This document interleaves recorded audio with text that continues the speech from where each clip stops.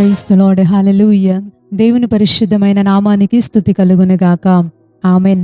ఉదయకాలపు మన్నా అనే ఈ కార్యక్రమాన్ని చూస్తున్న మీ అందరికీ ప్రభు పేరిట ప్రత్యేకమైన వందనాలు తెలియపరుస్తూ ఉన్నాను. పరిశుద్ధ గ్రంథంలో నుంచి ఒక వాక్య భాగాన్ని మనం ధ్యానం చేసుకుందాం. మార్కు సువార్త 10వ అధ్యాయం 51, 52 వచనాల్ని మనం చదువుకుందాం. యేసు, నేను నీకేమి చేయగోరుచున్నానని వానిని అడుగగా, ఆ గ్రుడ్డివాడు, బోధకుడా, నాకు దృష్టి కలుగ చేయమని ఆయనతో అనెను. అందుకు యేసు, నీవు వెళ్ళుము, నీ విశ్వాసము నిన్ను స్వస్థపరచునని చెప్పెను. వెంటనే వాడు త్రోవన ఆయన వెంట చూపు పొంది వెళ్ళెను. దేవునికి స్తోత్రం, హల్లెలూయా. మనం చదువుకున్నటువంటి ఈ వాక్య భాగంలో ఏమని తెలియచేయబడుతుంది అంటే, యేసు ప్రభు వారు ఒక వ్యక్తిని ఇలా అడుగుతున్నారు. నేను నీకేం చేయాలి అని అనుకుంటున్నావు అని ఒక వ్యక్తిని అడుగుతున్నాడు. ఎవరా వ్యక్తి?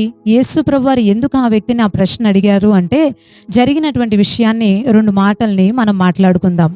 ఒకసారి యేసు ప్రభు వారు యెరికో పట్టణానికి వచ్చి మరలా తిరిగి వెళ్ళిపోతున్నటువంటి సమయంలో చాలా మంది జనసమూహం ఆయన చుట్టూ ఉన్నారు. ఆయన యెరికో పట్టణాన్ని విడిచిపెట్టి బయలుదేరి వెళ్ళిపోతూ ఉన్నప్పుడు ఆ జనసమూహం అంతా కూడా ఆయనతో పాటు కలిసి, తన శిష్యులతో పాటు కలిసి అలా ముందుకి నడుస్తూ ఉన్నారు. ఆ సమయంలో రోడ్డు పక్కన కూర్చొని భిక్షం ఎత్తుకుంటున్నటువంటి ఒక గ్రుడ్డివాడు, ఇక్కడ ఏం జరుగుతుంది, ఏంటి ఇంత పెద్ద శబ్దం వినపడుతుంది, జన సమూహం అంతా కూడా బాగా నడుస్తూ వెళ్తున్నటువంటి శబ్దాలు వినపడుతూ ఉన్నాయి, ఏంటి అని ఇరుగు పొరుగు వారిని అడిగినప్పుడు వాళ్ళు చెప్పారు, నజరేయుడైనటువంటి యేసు ప్రభువారు వెళ్తూ ఉన్నారు, అందుకే ఆయన చుట్టూ కూడా బహుజన సమూహం వెళ్తూ ఉంది అని ఆ వ్యక్తికి తెలియచేశారు.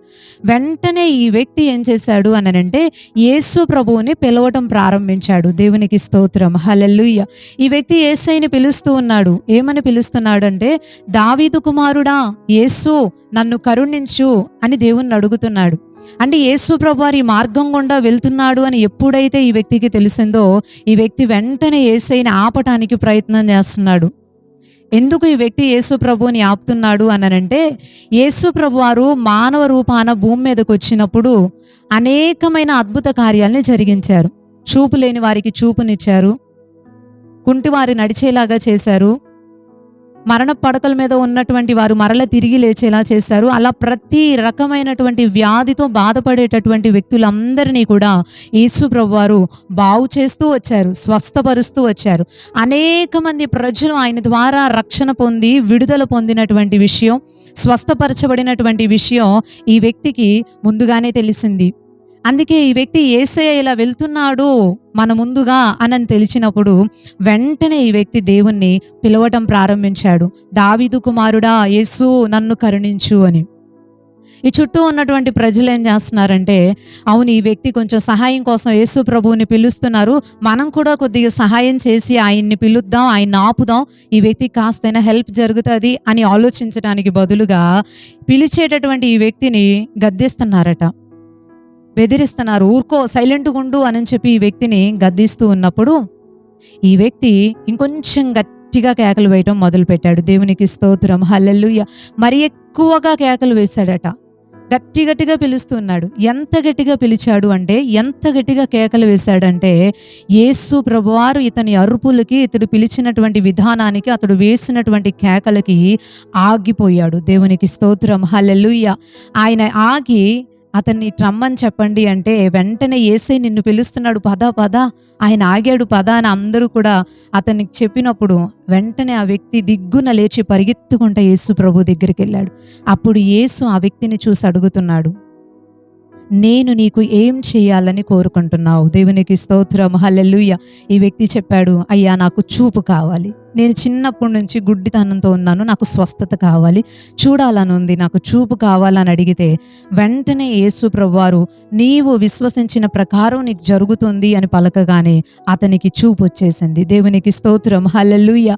పుట్టుక నుంచి గ్రుడ్డివాడు అడుక్కుంటూ తన జీవనాన్ని కొనసాగిస్తూ ఉన్నాడు. ఒక వ్యక్తి మీద ఆధారపడేటటువంటి పరిస్థితి తనది. అయితే ఆ వ్యక్తికి సంపూర్ణమైన విడుదల దొరికింది. సంపూర్ణమైనటువంటి స్వస్థత దొరికింది. ఏదైతే గుడ్డితనం తన జీవితానికి అడ్డుగా, ఆటంకంగా, ఇబ్బందికరంగా మారిపోయిందో, తన కాళ్ళ మీద తన సొంత శక్తితో, తన ఆలోచనలతో, తన ఇష్టంతో బ్రతకలేనట్టుగా మారిపోయిందో, ఆ గుడ్డితనం అనేది యేసు ప్రభువు ద్వారా తనకి విడుదల కలిగింది. అది పోయింది. సంపూర్ణమైన స్వస్థత వచ్చేసింది. ఎంత ఆనందం కలిగి ఉంటుందో కదండి. జీవితంలో ఇక చూపు రాదు, నా బ్రతుకు ఇంతే అనుకుంటూ కృంగిపోతూ తన జీవితాన్ని ముందుకు తీసుకెళ్లేటటువంటి వ్యక్తికి ఒక్కసారిగా విడుదల దొరికింది. ఒక్కసారిగా పట్టనంత ఆనందం దొరికింది. కృంగుదలతో ఉన్నటువంటి తన జీవితంలో ఒక రకమైనటువంటి ఉత్సాహం అనేది తన జీవితంలో వచ్చేసింది. ఎలా జరిగింది ఇంతటి కార్యం అంటే, ఆ వ్యక్తి స్వస్థత పొందటానికి, దేవుని దగ్గర నుంచి అద్భుతమైన కార్యాన్ని పొందుకోవటానికి, అతనికి అంత విడుదల కలగటానికి అతడు చేసినటువంటి ఒక్క పని ఏంటి అనంటే, యేసు ప్రభు స్వస్థపరిచే దేవుడని తెలుసుకొని ఆయనను పిలవటం ప్రారంభించాడు. దేవునికి స్తోత్రం, హల్లెలూయా. ఆయనని కేకలు వేసి పిలవటం స్టార్ట్ చేశాడు. ఎంతగా కేకలు వేశాడంటే, ఆయన ఆగేంత వరకు కేకలు వేశాడు. మధ్యలో ఆటంకాలు వచ్చాయి. బెదిరించే మనుషులు, ఇబ్బంది పెట్టేవాళ్ళు, సహకరించడానికి బదులుగా ఆటంకపరుస్తూ, అరుస్తూ నువ్వు సైలెంట్గా ఉండు అనేటటువంటి వ్యక్తులు. కానీ అతడు కేకలు వేయటం మాత్రం ఆపలేదు. పిలవటం మాత్రం ఆపలేదు. ఈ కేకలు వేయటం, పిలవటం అనేది దేనికి గుర్తుగా ఉంది అంటే, ప్రార్థించడానికి గుర్తుగా ఉంది. దేవునికి స్తోత్రం, హల్లెలూయా. మనం మన జీవితంలో దేవుని దగ్గర నుంచి కార్యాలు చూడాలి అంటే, ఈ వ్యక్తికి వచ్చినట్టు మనకి కూడా విడుదల కావాలి అంటే, ప్రతి సమస్య నుంచి, ఇబ్బంది పెడుతున్నటువంటి ప్రతి బాధ నుంచి కొన్ని ఉంటాయి. అవి కరుడు కట్టుకుపోయినటువంటి బండరాల్లాగా మన జీవితంలో భారంగా మారిపోతూ ఉంటాయి. ఎప్పటికీ దాని నుంచి ఇంకా విడుదల దొరకదేమో అనేంత భారం, కృంగుదల, దిగులు, దానిని బట్టి ఎంతో వేదన మనసుకి కలిగే పరిస్థితులు మన చుట్టూ ఉంటాయి. కానీ మనం ఏం చేయాలంటే, దేవుని దగ్గర నుంచి విడుదల పొందుకోవాలి అంటే, ఆయన ఎలాంటిదైనా విడిపిస్తాడు. ఆ విడుదల మనం పొందుకోవాలి అంటే, మనం కూడా ఈ వ్యక్తిలాగా కేకలు వేసే అనుభవాన్ని కలిగి ఉండాలి. దేవుణ్ణి పిలవాలి అంటే ప్రార్థన చెయ్యాలి. ప్రతి విషయాన్ని ప్రభువు దగ్గర పెట్టి దేవుణ్ణి అడిగినప్పుడు ఈ వ్యక్తికి విడుదలిచ్చిన దేవుడు మనకి కూడా విడుదలిస్తాడు. ఆటంకాలు వచ్చినా, జరగనట్టుగా కనపడుతూ ఉన్నా, ఏం మౌనంగా ఉందేంటి, ఎవరు హెల్ప్ చేయట్లేదేంటి అనిపించినా సరే, ప్రార్థన చేయటం మాత్రం మనం ఆపకూడదు. ప్రార్థన ఖచ్చితంగా ప్రభువుని ఆపేస్తుంది మన దగ్గర. ఆయన తిరిగి మనల్ని పిలిచి కార్యం చేసేటట్టుగా చేస్తుంది. ప్రార్థన జీవితం అనేది చాలా ప్రాముఖ్యమైనది. ఎవరు ప్రార్థించినా దేవుడు వింటాడు. ఆయనతో మాట్లాడటానికి అందరికీ అవకాశం ఇవ్వబడింది.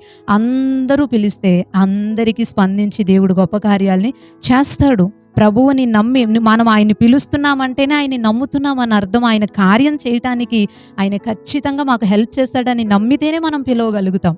ఆ ప్రార్థన చేసినప్పుడు తప్పకుండా దేవుడు మనందరి జీవితాలలో ఇలాంటి విడుదల లేనటువంటి అనేకమైన విషయాలలో విడుదలను అనుగ్రహించి సమాధానాన్ని, సంతోషాన్ని సమృద్ధిగా అనుగ్రహించటానికి సమర్థుడు మన యేసయ్య. దేవునికి స్తోత్రం, హల్లెలూయా. మరి ఇంకా ఆలస్యం ఎందుకు? ప్రార్థించండి. దేవుని దగ్గర నుంచి కార్యాలు పొందుకోండి. గొప్ప కార్యాలు మీ అందరి జీవితాల్లో సంపూర్ణంగా జరుగునుగాక. ఆమేన్. చిన్న ప్రార్థన చేసుకుందాం. పరిశుద్ధుడు అయిన తండ్రి, ప్రేమ కలిగిన ప్రభువా, ఈ మంచి సమయాన్ని బట్టి మిమ్మల్ని స్తుతిస్తూ ఉన్నాం. గ్రుడ్డివాడైనటువంటి ఈ వ్యక్తి ఎలాగైతే నిన్ను పిలుస్తూ నీవు ఆగేంత వరకు, నీ ద్వారా కార్యం పొందుకునేంత వరకు కూడా ప్రార్థిస్తూ ఉన్నాడో, పిలుస్తూ ఉన్నాడో, అలాగే మా జీవితాల్లో కూడా మా కార్యాలని చూడాలి అంటే, కరుడు కట్టుకుపోయినటువంటి అనేకమైన విషయాల నుంచి మేము విడుదల పొందాలి అంటే, ప్రార్థించే అనుభవాన్ని కలిగి ఉండాలి అని ఈ మాటల ద్వారా మీరు మాకు తెలియపరిచినందుకు నీకు వందనాలు. ప్రార్థించే వారిగా చేయండి. ఇంకా బలమైన ప్రార్థనాత్మతో నింపండి. ఎంతమంది అయితే మీ సన్నిధిలో మోకాళ్ళేసి ఏ విషయం నిమిత్తమైతే ప్రార్థన చేస్తున్నారో వాటి విషయంలో నీ యొక్క ఘనమైన కార్యాలు సంపూర్ణంగా జరిగించమని వేడుకుంటున్నాం. నీ కృపా సన్నిధిని తోడుగుంచి ప్రతి ఒక్కరికి నీ ద్వారా కలిగే సంతోష సమాధానాల్ని అనుగ్రహించమని వేడుకుంటూ, నజరేయుడును శక్తి కలిగిన యేసుక్రీస్తు వారి శ్రేష్టమైన నామములో ఈ ప్రార్థన అడిగి వేడుకుంటున్నాం పరమ తండ్రి. Amen, amen. అందరికీ ప్రైజ్ ది లార్డ్ అండి. మరలా తిరిగి రేపు ఉదయకాల సమయం ఉదయకాలపు మన్నా అనే ఇదే కార్యక్రమంలో పాల్గొని దేవుని మాటలు విని దీవించబడదాం. అప్పటి వరకు దేవుని యొక్క మహా గొప్ప కృప మనందరికీ తోడై ఉండును గాక. ఆమెన్. Praise the lord.